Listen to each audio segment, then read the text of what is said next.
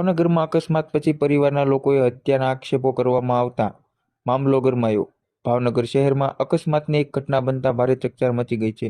અકસ્માતમાં ઘાયલ થયેલા યુવાનનું સારવાર દરમિયાન મોત થતાં તેમના જ પરિવારજનો દ્વારા હત્યા અંગેના આક્ષેપો કરવામાં આવ્યા છે। ત્યારે ભાવનગર સિટી હોસ્પિટલ ખાતે પરિવારના સભ્યો મોટી સંખ્યામાં હોસ્પિટલ ખાતે પહોંચ્યા હતા।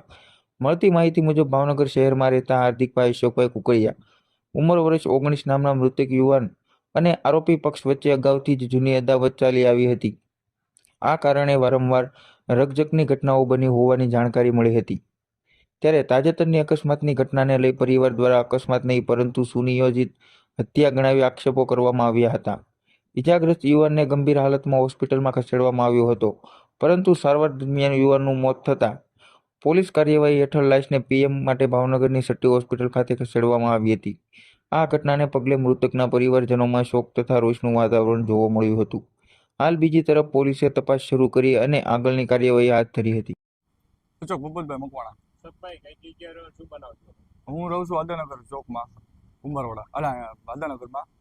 માથાકૂડાની જૂની અદાવત હતી જે અમારા મામાનો દીકરો છે હાર્દિક ઉર્ફે ટીંચો, એને દિનેશ નામના છોકરા માથાકૂટ હાલતી હતી।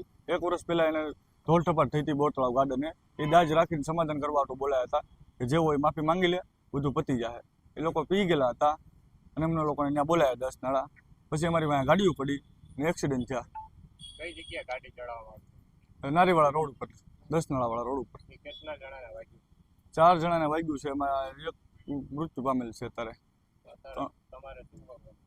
અત્યારે અમારે ન્યાય જોતો છે। આરોપી હજી પકડાણા નથી। શું નામ આરોપી? આરોપીનું નામ હરેશ ઉર્ફે ભાકો પેલો, પછી દિનેશ રમણભાઈ ગોયલ, યોગેશ પોપટભાઈ બારી વેગડ અને એક સંજય કરીને છોકરો હતો। અને આ ઓફ થઈ ગયાનું હાર્દિક અશોકભાઈ કુકડિયા કેટલી મામાનો દીકરો છે। કઈ જગ્યાએ?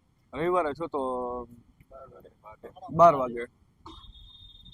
એની પર પોલીસ ફરિયાદ પેલા કરી ક્યારે? રવિવારે? હા, 108 માં ડાયરેક્ટ દવાખાને। મારું નામ પાલિયા વિશાલ તમે? કઈ જગ્યાનો શું બનાવજો તો? હું રહું છું હિલ પાર્ક કાળિયાથી। આ મરણ જણા છે ને આ મારો મિત્ર છે, મારા ભાઈ કરતા વિશેષ છે। એને જૂની અદાવત હતી, એને વારા ઘડીએ અમને ફોન કરતા હતા। જેમાં જે ઓલા સામેવાળા છે ને એ લોકો અમને ફોન કરતા હતા કે તમે ટીંચાને કહો મારી પાસે માફી માંગી લે, કાંઈ ને કહો મને 2 ફડાકા મારી દેવા છે। તો અમે એમ કીધું ફડાકા બડાકા નહીં મારવાના, આમને તમારે અમે માફી મંગાવી દેવી તારી પાસે, તું કહેતો હોય ને તો એ કે વાંધો નહીં એમ કરીને આ બોલાવ્યા હતા ને એ ગાડીઓ માથે ચડાવી દીધી છે। કઈ જગ્યા બોલાવવામાં આવ્યા હતા? નારી ગામ માઢિયા। તો અત્યારે ભાઈનું શું છે?